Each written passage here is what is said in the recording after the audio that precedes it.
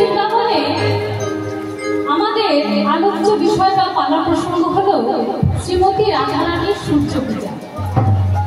এই যে সূর্য পূজা লীলাটি আমাদের এখানে পরিবেশন হচ্ছে, আমি জানি না এর আগে হয়েছে কিনা, কিন্তু যে সকল মায়েরা 1 বছর ধরে অধীর আগ্রহে রয়েছে সকল মায়েদেরকে বলছি, তোমরা সকলে যে যার সাধ্যমতো আলতা, সিঁদুর, নতুন বস্ত্র, 5 রকমের ফল, 5 রকমের মিষ্টি, ধূপ, সিঁদুর সবকিছু নিয়ে এই পরিবেশন প্রাঙ্গণে এসে উপস্থিত হব।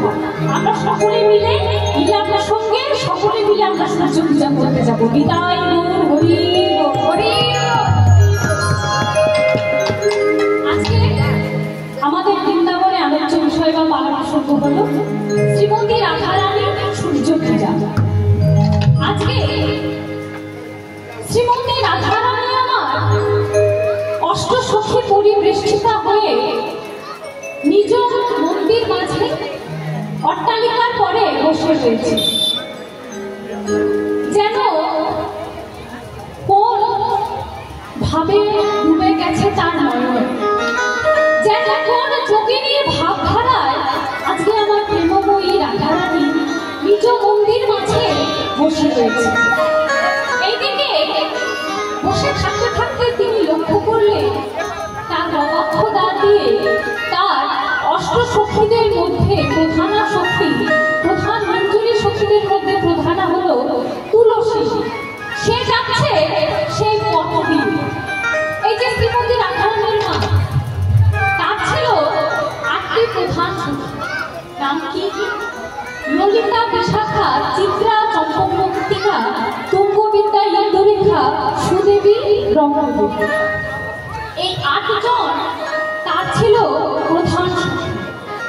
এই 8 জনে আবার এক একটি সখীর 8 জন 8 জন করে সখী ছিল। মোট রাধারানীর 64 জন সখী। এই 64 জন সখীদের মধ্যে কুঞ্জরী সখীদের মধ্যে প্রধান হলো আমার তুলসী বা বৃন্দা। সে এই রাজপথ দিয়ে যাচ্ছে। তখন শ্রীমতী রাধারানী আমার সেই তুলসীকে ডাকছে, ও তুলসী। তখন তুলসী ছুটে এসে বলছে, প্রেমময়ী রাধারানী, এই অসময়ে আমায় মনে করলে যে বড়, এই মধ্যাহ্নকালে তুমি আমায় মনে করেছ, কিছু বিপদ হয়েছে, কিছু হয়েছে প্রেমময়ী? তখন বলছে তুলসী, বসো বসো, তোমার সঙ্গে দুটো মনের কথা বলবো, তোমার সঙ্গে দুটো কৃষ্ণের কথা বলবো। কেননা আজকে সেই প্রভাত কাল থেকে আমার প্রাণ গোবিন্দের দর্শন হয়নি, তাই যে আমার হৃদয়টা জ্বলে পড়ে যাচ্ছে। তুলসী, তুমি এসো, তোমার সঙ্গে দুটো হৃদয়ের কথা বলে, দুটো মনের কথা বলে আমি আমার এই পাতিত হৃদয়টি শীতল করব। তোমার সঙ্গে আমি দুটো কৃষ্ণ কথা বলবো, তোমার সঙ্গে আমি দুটো মধুর কথা বলবো, বলে আমার এই তাপিত হৃদয়টি আমি শীতল করব। তাই শ্রীমতী রাধারানী আমার তার তুলসীর সঙ্গে কি বলছে, রাধিকা রূপসী লইয়া তুলসী কহয়ে মধুর কথা। রাধিকা রূপসী লইয়া তুলসী কহয়ে মধুর কথা।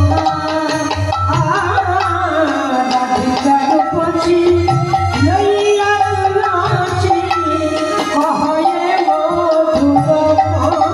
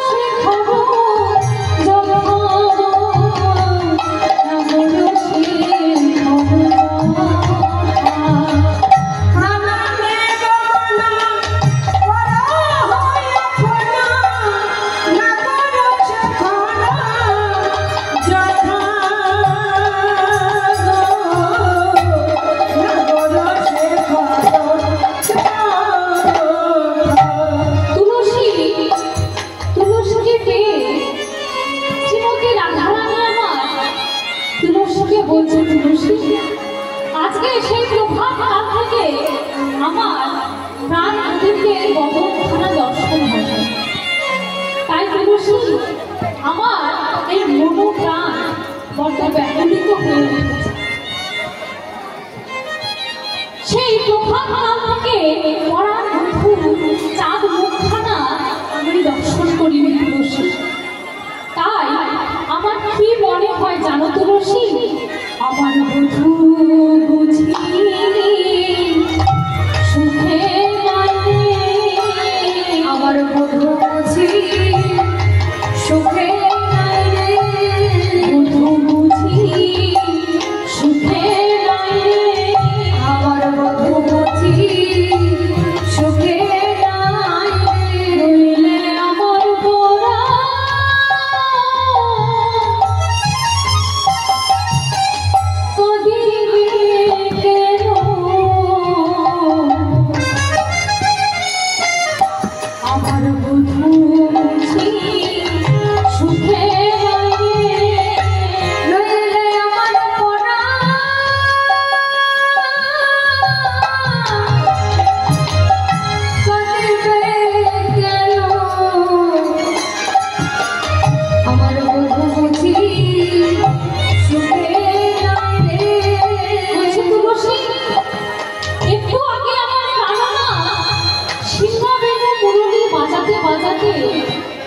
নবলক্ষ ধেনুর পাল নিয়ে বলাই দাদা সঙ্গে করে সে নন্দাগড় পথে গোচারণ করে।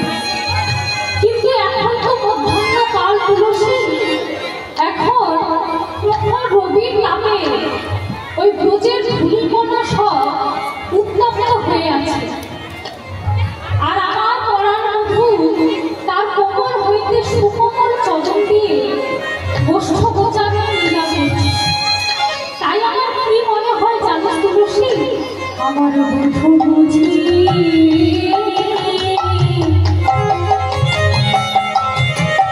সুখে নাই রে, আমার বধূ বুঝি সুখে নাই রে,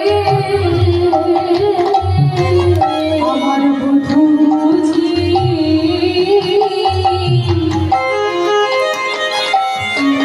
সুখে নাই রে।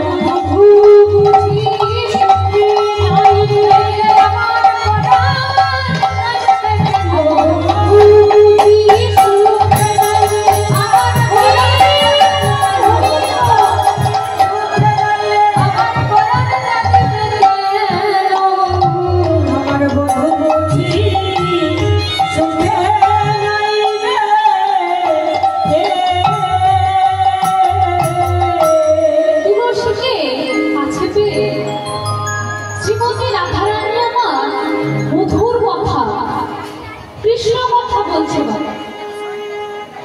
এই জাগতিক জগতে কথা সাধারণত তিন প্রকার: সুকথা, কুকথা আর আকথা। যেমন এই জাগতিক জগতে কাজ সাধারণত তিন ধরনের: সুকাজ, কুকাজ আর অকাজ। সুকাজটা কি মা? যে কাজ করলে সুফল লাভ হয় তাকে বলা হয় সুকাজ। আর যে কাজ করলে কুফল লাভ হয় তাকে বলা হয় কুকাজ। আর যে কাজ করলে কোনো ফলই লাভ হয় না তাকে বলা হয় অকাজ। তেমনি আমাদের এই জাগতিক জগতে কথা সাধারণত তিন প্রকার: সুকথা, কুকথা আর আকথা। সুকথা, যে কথা বললে বা শুনলে উভয়েরই সুফল লাভ হয় তাকে বলা হয় সুকথা। আর কুকথা, যে কথা বললে বা শুনলে উভয়েরই কুফল লাভ হয় তাকে বলা হয় কুকথা।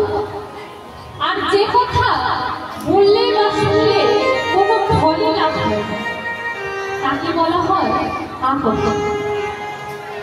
আর এই তিন ধরনের কথার বাইরে যে কথা রয়েছে বাবা তাকে বলা হয় মধুর কথা, কৃষ্ণ কথা। যে কথা আজকে রাধারানী তুলসীকে সঙ্গে নিয়ে বলছে, মধুর কথা, কৃষ্ণ কথা।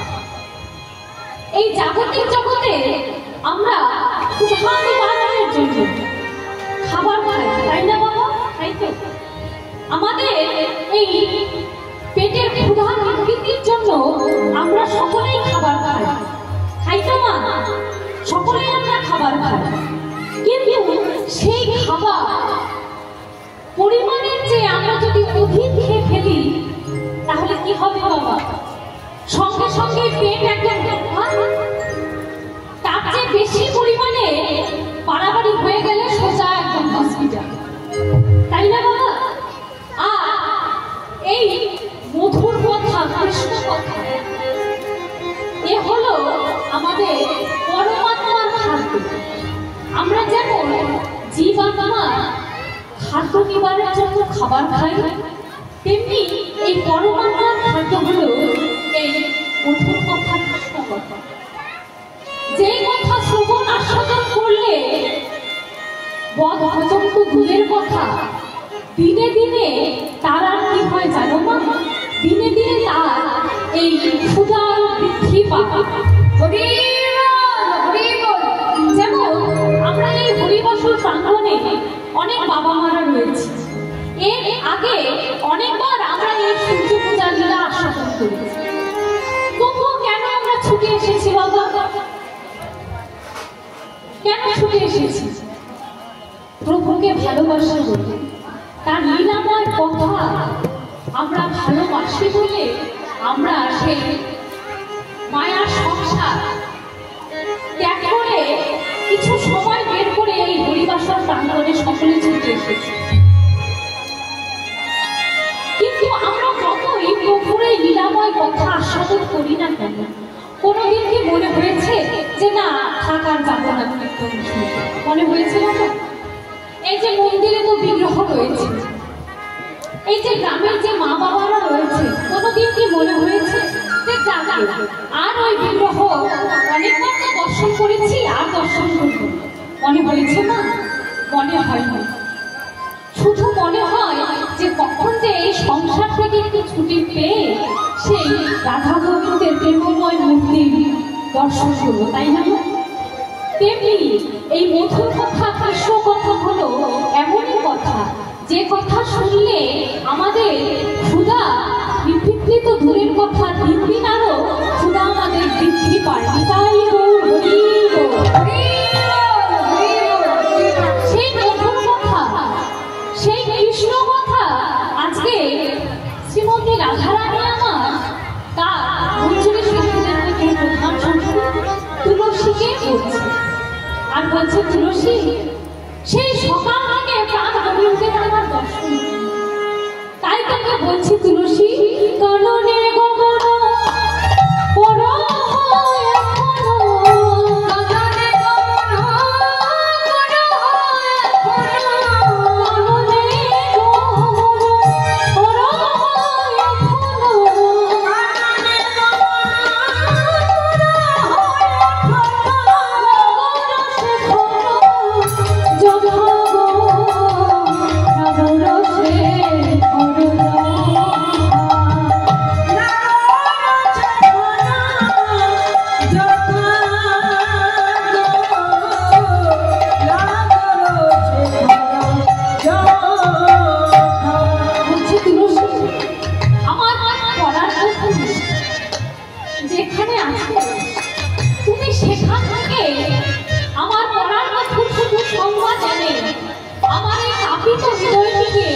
শীতল করো তুলসী, কেননা সকাল থেকে সেই পরাণ মধুর দর্শন না পেয়ে আমার যে এই তাপিত হৃদয়খানা জ্বলে পুড়ে যাচ্ছে।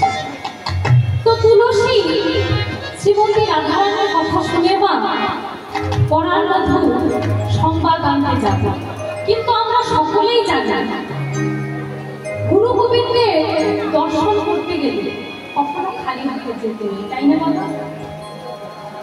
তো শ্রীমতী রাধারানী আমার পেছন থেকে তুলসীর হাতখানা ধরে বলছে, তুলসী যখন তখন গোবিন্দ দর্শনে গেলে, যখন তখন কৃষ্ণ দর্শনে গেলে তার দর্শন পাওয়া যায় না, কিছু সময় আছে, সেই সময় বুঝে প্রাণ গোবিন্দের দর্শন করতে যেতে হয়। তাই শ্রীমতী রাধারানী আমার তুলসীকে বলছে, সময় বুঝিয়া সরস হইয়া, সময় বুঝিয়া সরস হইয়া, সময় বুঝিয়া সরস হইয়া, সময় বুঝিয়া সরস হইয়া মিলিবে না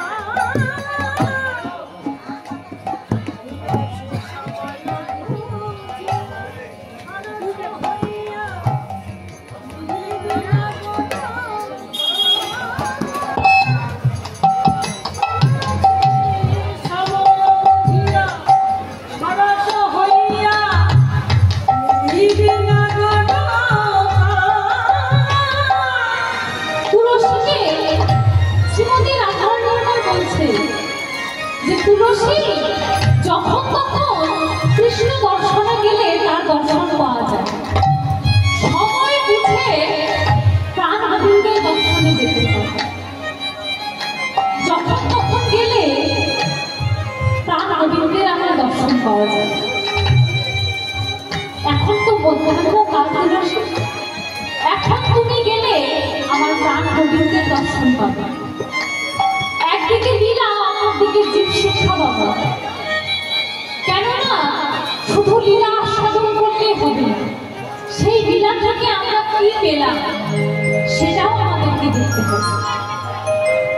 মধ্যাহ্নকাল এই জাগতিক জগতে যেমন 3টি কাল, তেমনি আমাদের এই দেহ জীবনে 3টি কাল বাবা। এই জাগতিক জগতে 3টি কাল কি?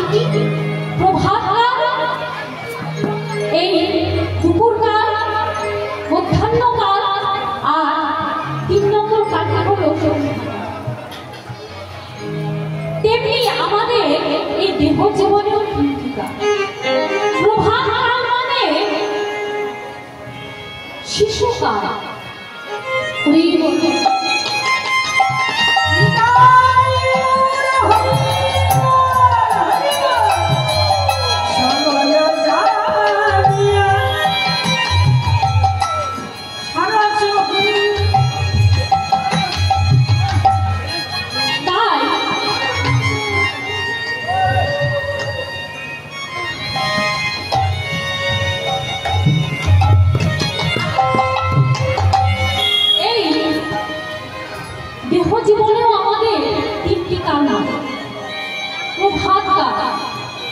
প্রভাতকাল হলো আমাদের জীবনের শিশুকাল। প্রভাতকাল হলো আমাদের জীবনের শিশুকাল। হরি বল।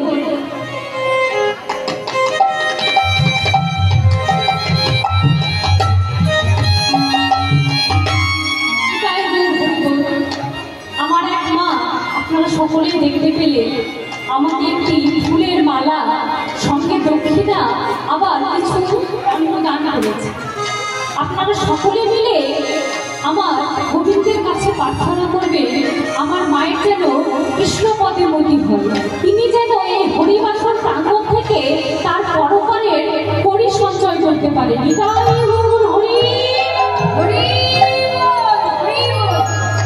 এইদিকে প্রভাতকাল হলো মা আমাদের জীবনের শিশুকাল, আর মধ্যাহ্নকাল মানে হলো আমাদের জীবনের যৌবনকাল, আর সন্ধ্যাকাল মানে আমাদের জীবনের শেষ কাল, শেষ সময়, বৃদ্ধাকাল। তো এখানে শ্রীমতী রাধারানী আমাদেরকে বোঝাতে চাইলেন বাবা যে যখন তখন কৃষ্ণ দর্শনে গেলে কৃষ্ণের দর্শন পাওয়া যাবে, অর্থাৎ তুমি যদি শিশুকালে গিয়েও সেই কৃষ্ণের ভজন করো, তবুও তুমি প্রাণ গোবিন্দের আমার দেখা পেতেও পারো, নাও পেতে পারো।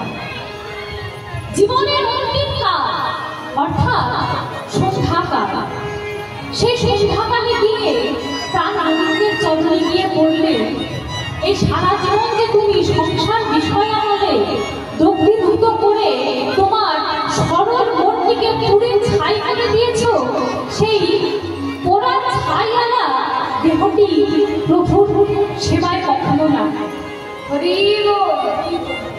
তাই তুলসীকে রাধারানী বোঝালো জীবনের মধ্যাহ্নকাল অর্থাৎ যৌবনকালে আমাদেরকে এই গৌর গোবিন্দের ভজন করতে হবে।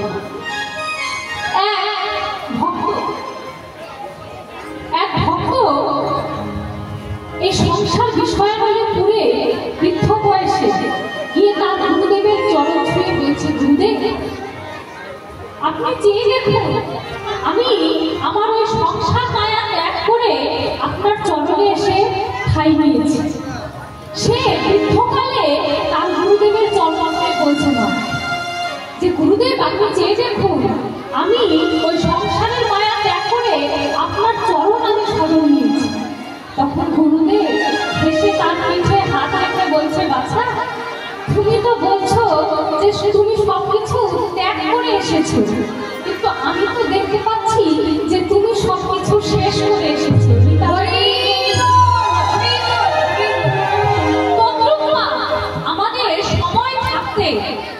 আমাদের সময় থাকতেই প্রাণ গোবিন্দের ভজন শাসন করতে হবে। কখনো মনে আনলে চলবে না যে এখন আমাদের কি এমন বয়স হয়েছে যে আমরা হরিনাম সংকীর্তন শুনতে যাব। আমাদের এমন কি বয়স হয়েছে, আর একটু বয়স হোক, আমরা বৃদ্ধ হই, তারপরে যাব সেই নাম সংকীর্তন। তা করলে চলবে না। এই সময়টি, এই যৌবনকাল, এই সময়টি হলো আমাদের জীবনের মধ্যাহ্নকাল। এই কালে, এই সময়ে আমাদের গুরু গোবিন্দের ভজন করতে হবে। তাই তাই তুলসী কি বললেন না, সময় বুঝিয়া সরস হইয়া, সময় বুঝিয়া সরস হইয়া, বুঝিয়া সরস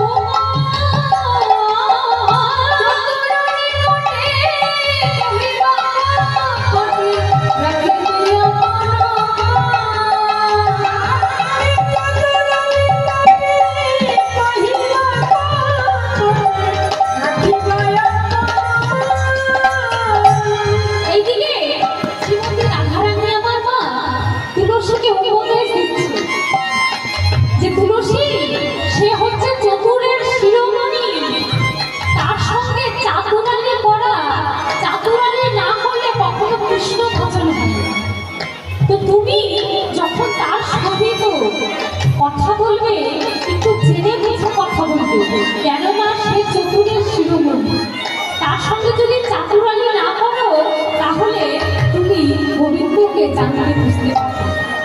এই বলছে, বলার পরে তুলসী আমার উপদেশ দিচ্ছে। শ্রীমতী রাধারানী আমার তুলসীকে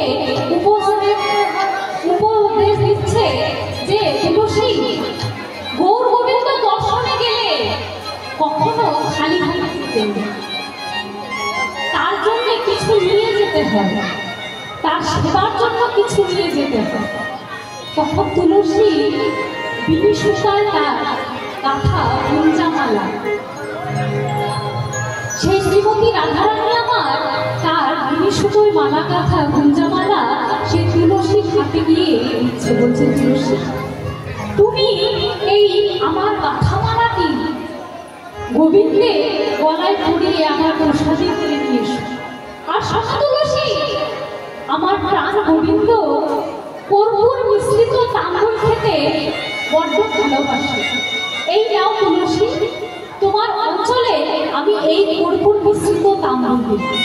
তুমি এই বিনিশুতোয় মালা, এই গুজ্জা মালাটি প্রাণ গোবিন্দের গলায় পরিয়ে দিয়ে প্রসাদে করে নিয়ে আসবে।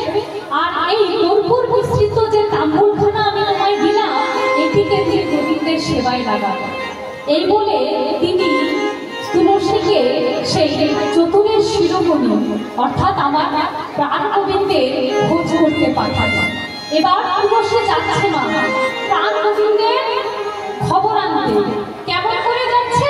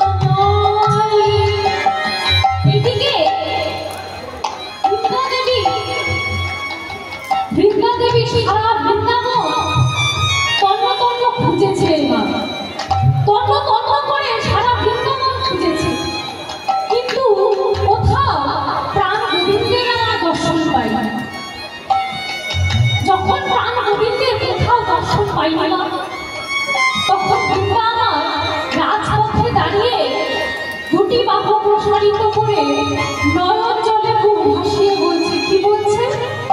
ওহে দেখা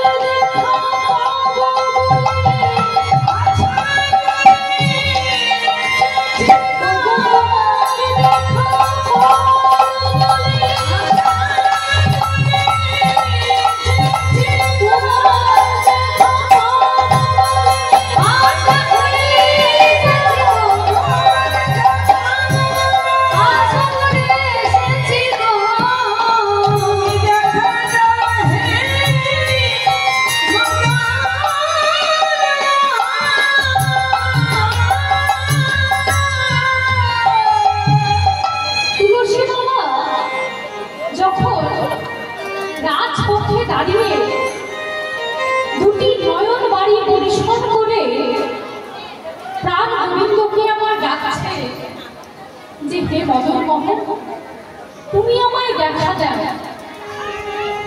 এই জাগতিক জগতে প্রাণ গোবিন্দ আমার সবকিছু সইতে পারে না, কিন্তু সে কখনো ভক্তের নয়ন জল সইতে পারে। তাই প্রাণ গোবিন্দ আমার তুলসীকে মনে মনে নিয়ে করল যে তুমি রাধাকুণ্ডের তীরে এসো, রাধাকুণ্ডের তীরে আসলে তুমি আমার দর্শন পাবে। এইদিকে তুলসী আমার মনে মনে চিন্তা করছে, সারা বৃন্দাবন তো তন্ন তন্ন করে খুঁজেছে, কিন্তু ওই রাধাকুণ্ডের দিকটাই শুধু দেখা হয়। একটু চাইতো গিয়ে দেখে আসি যে তার গোবিন্দ আমার রাধাকুণ্ডের তীরে আছে। তখন তুলসী আমার সেই রাধাকুণ্ডের তীরে গেল। রাধাকুণ্ডের তীরে গিয়ে দেখছেন প্রাণ গোবিন্দ আমার রাধাকুণ্ডের তীরে দাঁড়িয়ে আছে। কিন্তু মা ওই যে রাধারানী যে বলে দিয়েছে যে হে তুলসী, হে বৃন্দে, সে যে চতুরের শিরোমণি, আগে যেন তার সঙ্গে কথা বলবে, কেননা চাতুরানি না করলে কখনো কৃষ্ণ ভজন করা যায়। তাই তুলসী প্রাণ গোবিন্দের সামনে দিয়ে রূপর ধ্বনি করতে করতে রুনুঝুনি শব্দ করতে করতে গেছে। আর সেই শব্দ যখনই আমার প্রাণ গোবিন্দের কর্ণে গেছে, আমার প্রাণ গোবিন্দ কি করছে মা জানো? দেখিয়া তুলসী না বড় তুলসী, তুলসী না বড় তুলসী, দেখিয়া তুলসী না বড় তুলসী,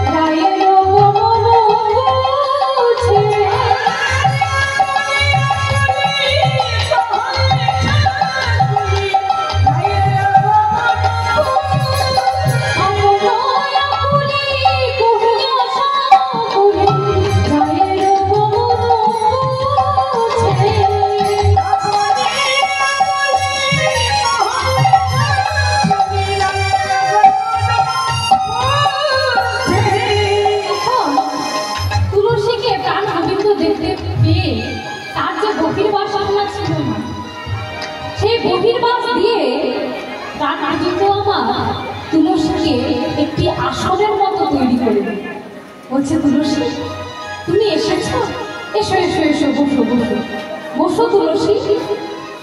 তখন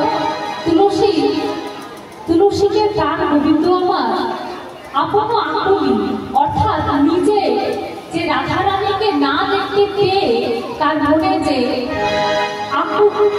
তার চিত্তে যে আকুলিত হচ্ছে না, সেই আকুতির কথা তুলসীকে জানাচ্ছে যে তুলসী, আমারও আজকে সেই প্রেমময়ীর বদনখানা দর্শন করতে হবে। তো বসো বসো তুলসী, সেই প্রেমময়ীর রাধারানীর কিছু কুশল বলে আমার পাপিত হৃদয়টি তুমি শীতল করো। প্রাণ গোবিন্দ আমার এমন ভাবে তুলসীকে দেখে তাকে বসবার জন্য যে বহির বাসনা দিয়ে আসন পেতে দিল মা, সেই প্রাণ গোবিন্দকে দেখে কি মনে হচ্ছে জানো? যেন উপাসনা গুরু পেল, যেন উপাসনা গুরু পেল, উপাসনা গুরু পেল, যেন উপাসনা গুরু পেল, রতন সিংহাসনে বসতে গেল, উপাসনা গুরু পেল,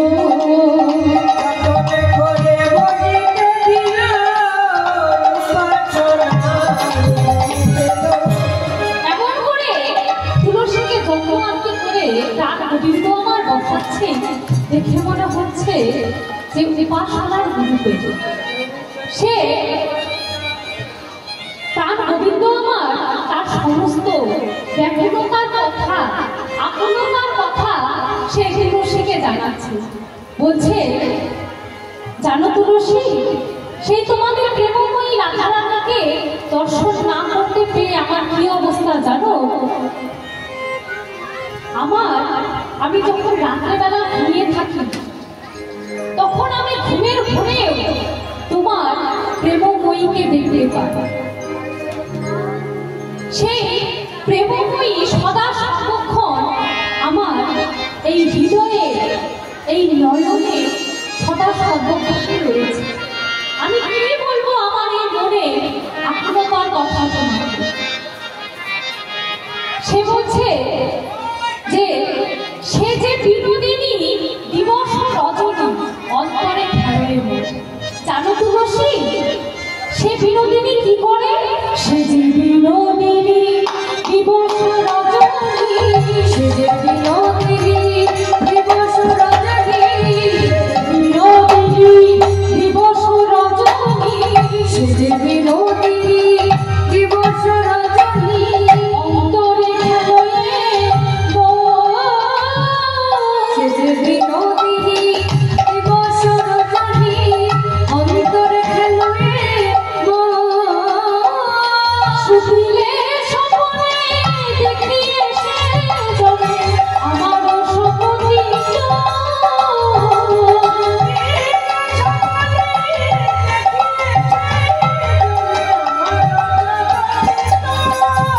সুখিলে স্বপ্নে দেখিয়ে সে জলে আমার সপতি।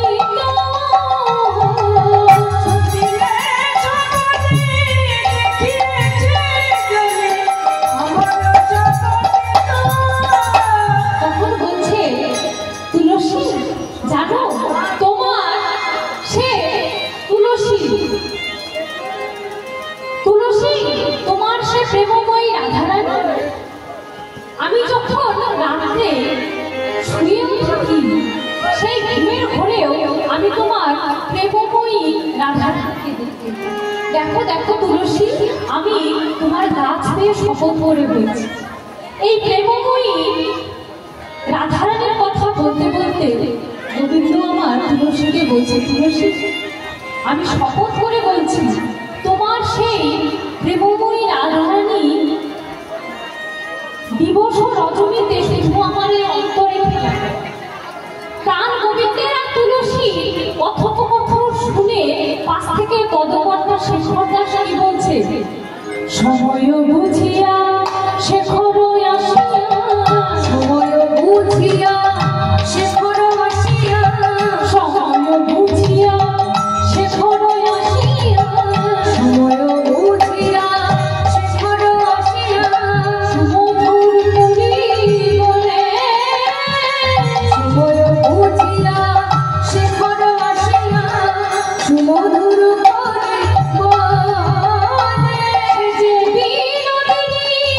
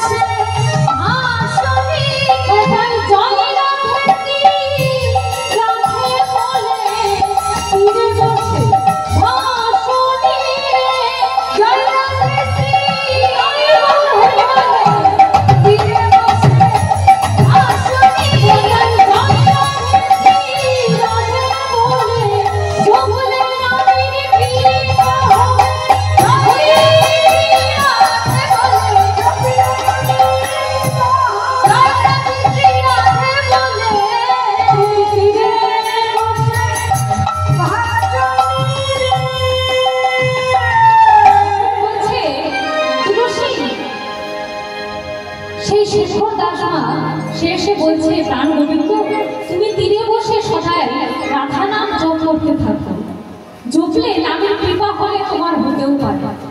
এইদিকে মা এই তুলসীকে পাঠিয়ে প্রেমময়ী রাধারানীর আমার কি অবস্থা, সে একবার ঘরের বাহিরে একবার ঘরের ভেতরে এরকম যাতায়াত করছে। এইদিকে তার অষ্টসখীর মধ্যে যে ললিতা সখী, সে বলছে যে কি হয়েছে রায়ধনী, এত তোমার আকলিত চিত্ত কেন, এত চঞ্চল হয়ে কেন রয়েছো, কি হয়েছে? বলছে ললিতা কি আর বলবো তোমায়, আজকে প্রভাতকাল থেকে প্রাণ গোবিন্দের দর্শন না পেয়ে আমার এই তাপিত হৃদয়খানা জ্বলে যাচ্ছে। সেই পরাণ মধুর সুসংবাদ আনার জন্য আমি সেই কখন পাঠিয়েছি তুলসীকে, কিন্তু তুলসী এখনো আসছে না। তাহলে কি আমার পরাণ মধুর কোনো বিপদ হলো? তখন ললিতা বলছে এই যে অষ্টসখী রয়েছে মা, এই অষ্টসখীদের মধ্যে সবচেয়ে মুখরা হলো ললিতা। সে বলছে ভারী ভালো কাজ করেছো তুমি, আর কোনো কাজ পাওনি, আর কাউকে পাওনি, সেই তুলসীকে পাঠিয়েছো তোমার প্রাণ গোবিন্দের খবর আনতে। তুলসী কি হয়েছে জানো?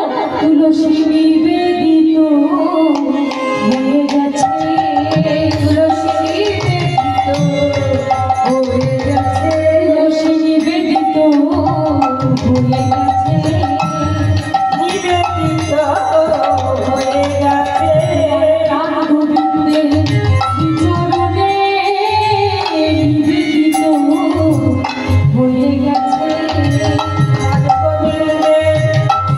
চরণে, নিবেদিত হয়ে গেছে প্রাণ গোবিন্দের চরণে, নিবেদিত হয়ে গেছে প্রাণ গোবিন্দের চরণে, নিবেদিত হয়ে গেছে। বলছে তুমি আর কাউকে পেলে না, ওই তুলসীকে পাঠিয়েছো প্রাণ গোবিন্দের খোঁজ করতে, খবর আনতে। তোমার তুলসী প্রাণ গোবিন্দের চরণে সে নিবেদিত হয়ে গেছে, সে আর ফিরবে না, আর কাউকে পাওনি, সেই তুলসীকেই পাঠিয়েছো। তখন বলছে প্রেমময়ী রাধারানী আমার ললিতার সম্মুখে গিয়ে বলছে যে শোনো, তাহলে কি প্রাণ গোবিন্দের সম্মুখে মিলিত হওয়ার আর কোনো কিছুই উপায় নেই? আমি কি আজকে কোনোভাবে সেই প্রাণ গোবিন্দের দর্শন পাবো না? তখন ললিতা বলছে পাবে, একটা উপায় আছে, কিন্তু আমি যা বলবো তোমায় তাই করতে হবে। হ্যাঁ হ্যাঁ আমি সব করতে রাজি, তুমি বলো ললিতা আমায় কি করতে হবে? বলছে এই যে তোমার যে শাশুড়ির পাশের ঘরখানা রয়েছে, সেখানে গিয়ে তুমি কাঁদবে, সেখানে গিয়ে তুমি যখন কাঁদবে তোমার শাশুড়ি মা ছুটে আসবে, কি হয়েছে বলবে। তখন কি বলতে হবে সেটি তুমি প্রাণ গোবিন্দকে স্মরণ করে মনে মনে বল জুগিয়ে নাও, আমি এর চেয়ে বেশি আর কিছু বলতে পারবো না। এই যে জটিলা, এই জটিলাকে যে আমরা চিনি না, সেই জটিলা কিন্তু তার বড় বৌমাকে বড্ড ভালোবাসে, তার বড় বৌমাকে তিনি বড্ড ভালোবাসেন। আর এই জাগতিক জগতেও দেখবে কারো বাড়ির যদি বৌমা ভর দুপুর বেলা কান্না করে, কোনো শাশুড়ি কি চুপ করে বসে বসে দেখতে পারবে না? পারবে? পারবে না। তাই শ্রীমতী রাধারানী আমার সেই জটিলার পাশের ঘরে গিয়ে কাঁদছে। কেমন করে কাঁদছে? শাশ্বমুখী শ্বাস ছাড়িয়া বিরোহিনী, শাশ্বমুখী শ্বাস ছাড়িয়া কান্দে বিরোহিনী, শাশ্বমুখী শ্বাস ছাড়িয়া কান্দে বিরোহিনী, শাশ্বমুখী শ্বাস ছাড়িয়া কান্দে বিরোহিনী।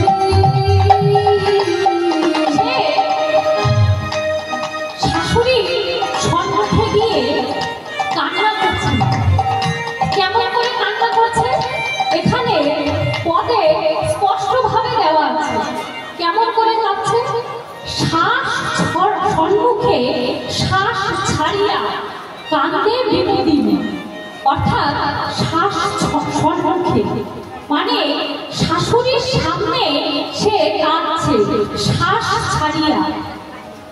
এই জাগতিক জগতেও দেখবেন আমরা যখন খুব দুঃখে খুব মর্মাহত হয়ে যখন কাঁদি, আমরা কেমন করে কাঁদি মা? আমরা কেমন করে কাঁদি তখন খুব মর্মাহত হয়ে? আমরা সকলেই বড় বড় করে শ্বাস ছেড়ে কাঁদি, তাই না মা? কেমন করে কাঁদি? এইভাবে করে কাঁদি, এইভাবে করে কাঁদি, তাই তো? এইভাবে করে কাঁদি তো? হ্যাঁ, সেইভাবেই শ্রীমতী রাধারানী আমার জটিলার সম্মুখে কাঁদছে। কেন না মা, ভেবে দেখবে কৃষ্ণ ভক্ত যারা, তারা কখনো জোরে জোরে চিৎকার করে হাও মাও করে কাঁদে না। কাঁদে কি? কাঁদে না? কাঁদে। তত রাধারানীর মতো, রাধারানীর চেয়েও এই জাগতিক জগতে তো আর বড় ভক্ত হয় না, হয় কি বাবা? তাহলে কৃষ্ণ ভক্ত যারা, তারা কখনোই চিৎকার করে কাঁদে না, বাবা গো মা গো করে তারা কাঁদে। তারা ওইভাবে ভিতরে ঘুমড়ে ঘুমড়ে কাঁদে। কেমন করে এখানে কাঁদছে শ্রীমতী রাধারানী আমার? শাসমুখে শ্বাস ছাড়িয়া কাঁদে বিনোদিনী,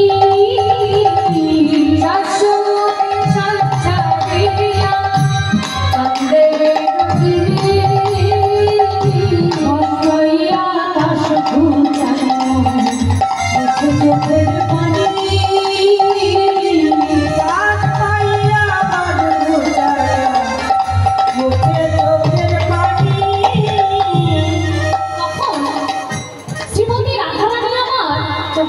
তার শাশুড়ি মায়ের পাশের ঘরে কাঁদছে। তখন জটিলা বলছে, কার কান্নার শব্দ পাচ্ছে? এ বড় বৌমা না?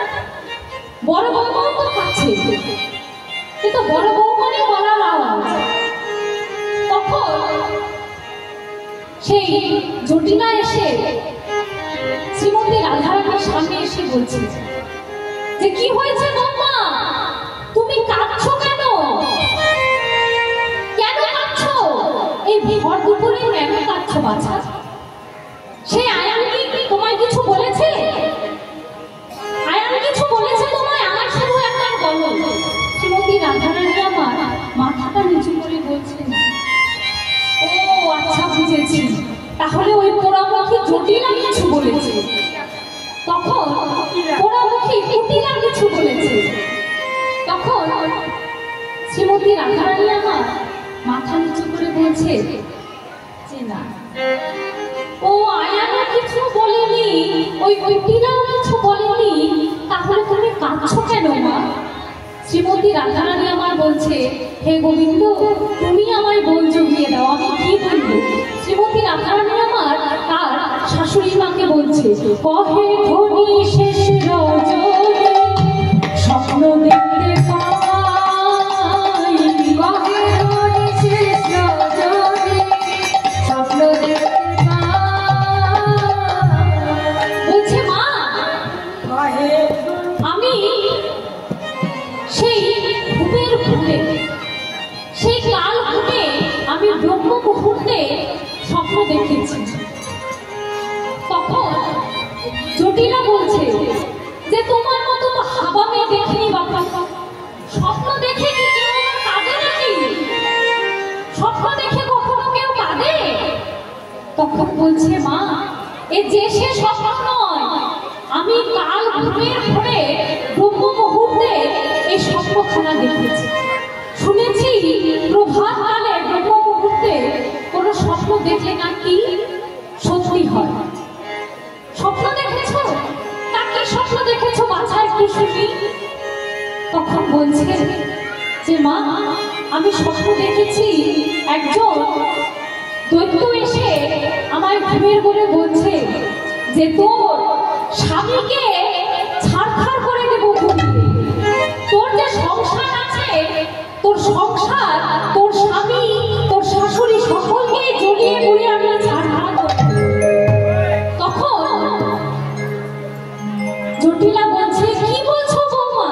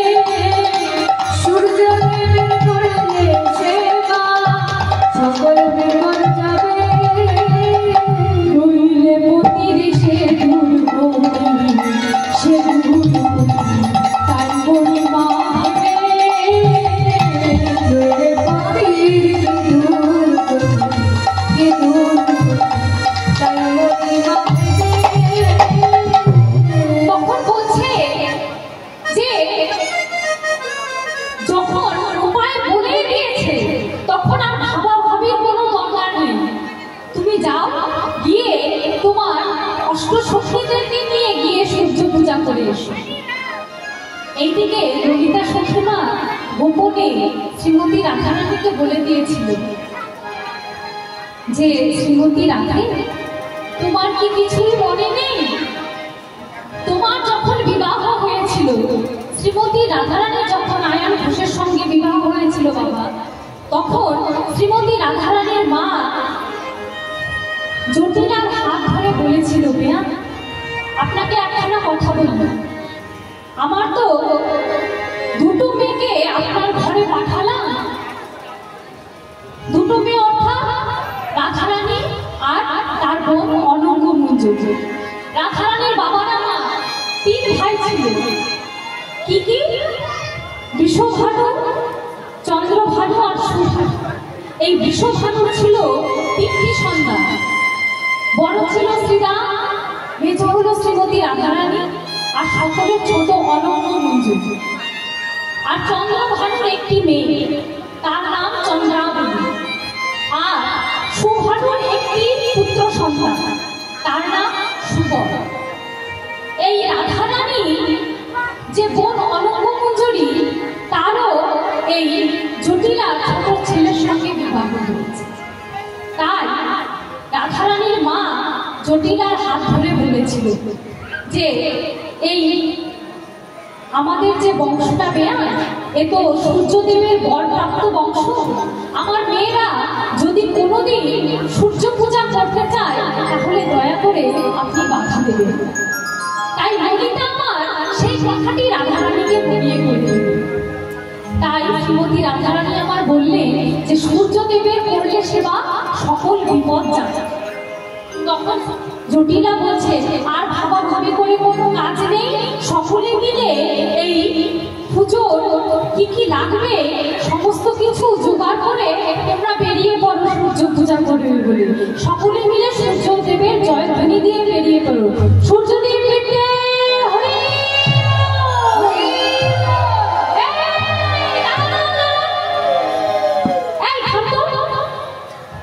এই ঘড়িটা আমাদের বাড়ি থেকে আসছে না? কুটিরা বলছে যে এই ধ্বনিটা আমাদের বাড়ি থেকে আসছে। তো কি রে, শুনতে পাচ্ছিস না? ওই রকমই তো মনে হচ্ছে। আমাদের বাড়িতে আবার হঠাৎ করে কি হয়ে গেল রে বাবা? সকলে মিলে কিসের জয়ধ্বনি করছে? চল তো গিয়ে দেখি কি আবার হলো আমাদের বাড়িতে। তখন বলছে,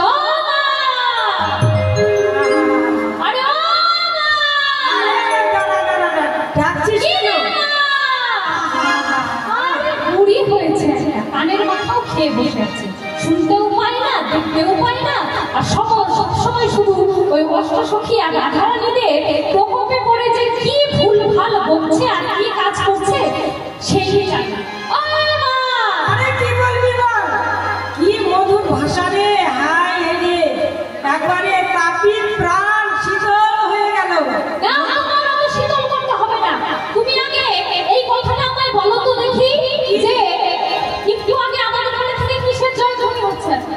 আরে আমি সবাইকে ডেকেছি, সূর্য পূজা করতে যাবে। সূর্য পূজা? এই পূজার তো এর আগে কখনো নাম শুনিনি বাবা, এবার হঠাৎ করে কোথায় থেকে উদয় হয়ে গেল? কিছু বলবি না, আমি সবাইকে ডেকেছি, জানিস বৌমা তো অনেক নিয়ে দিয়েছে জানিস। ও, তুমি তোমার ওই বৌমার নয়ন জলে ভুলেছো?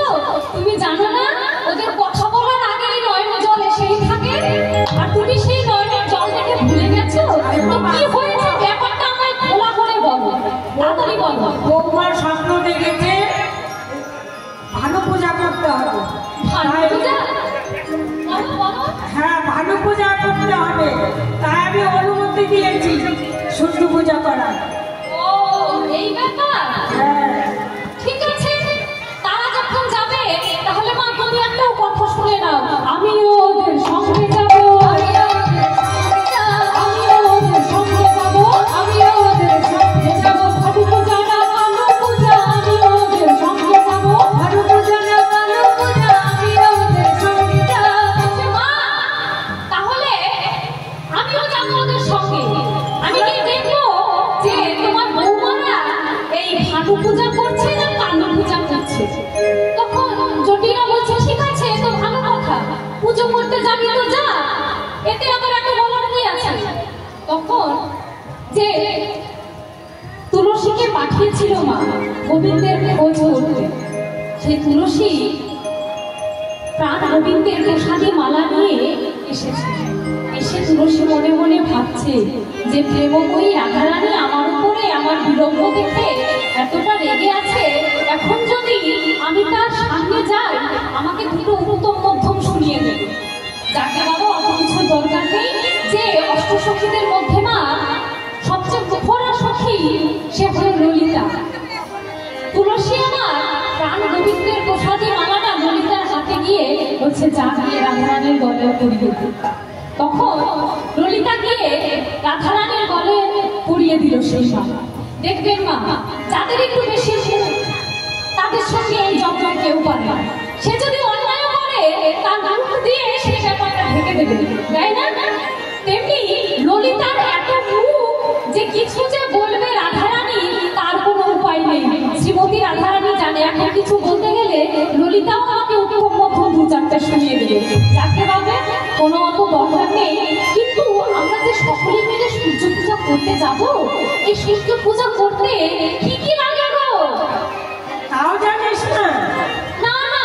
5 রকমের মিষ্টি, 5 রকমের ফল, হ্যাঁ, আতর, সিঁদুর, নতুন বস্ত্র লাগে। এত কিছু লাগে সূর্য পূজা? হ্যাঁ। তখন পাশ থেকে সখীরা বলছে যে দেখ কাকা, আমরা কি সূর্য পূজা করবো নাকি? আমরা তো সকলেই প্রাণ গোবিন্দের পুজো করবো।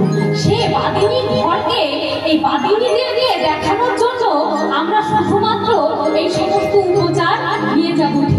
তখন তুলসী বলছে নে রাধে, এবার তুই তোর পুজোর ডালা সাজা।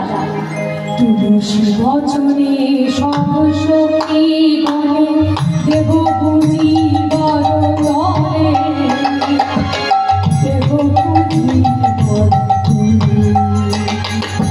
তুলসী বচনে সব সখী গণে দেব পুঁজি বরতলে, দেব পুঁজি বরতলে।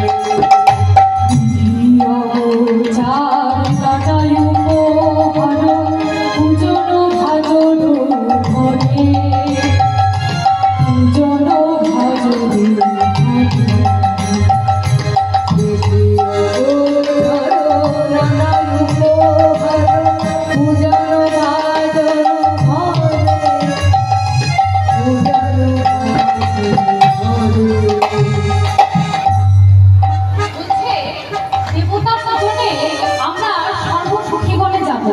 কিন্তু আর কি কি সাজাবো জানি? আমরা সকলে মিলে কি সাজাবো? চিঠি কলা মাখন রসনা দেবী মনোমতি, চিঠি কলা মাখন রসনা দেবী মনোমতি, চিঠি কলা মাখন রসনা দেবী মনোমতি, চিঠি কলা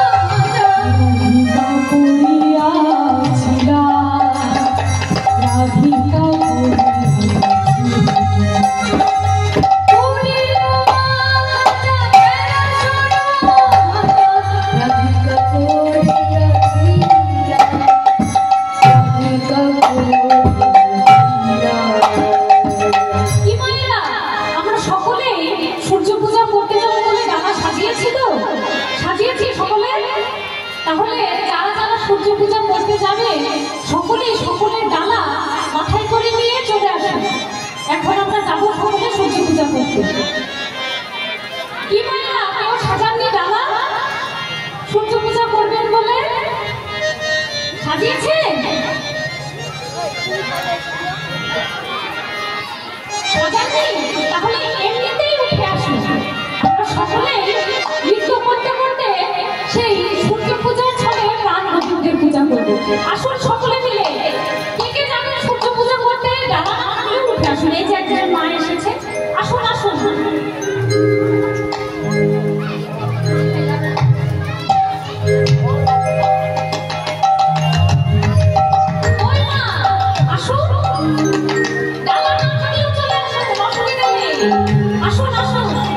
আমি বুঝতে পেরেছি হয়তো এই বছরে এখানে প্রথম হচ্ছে সূর্য পূজার লীলাটা।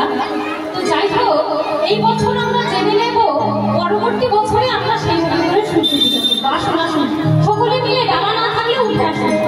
আমরা সকলে এখন সূর্য পূজা করতে যাবো। আসুন ওই বাড়ি, আসুন আসুন আসুন।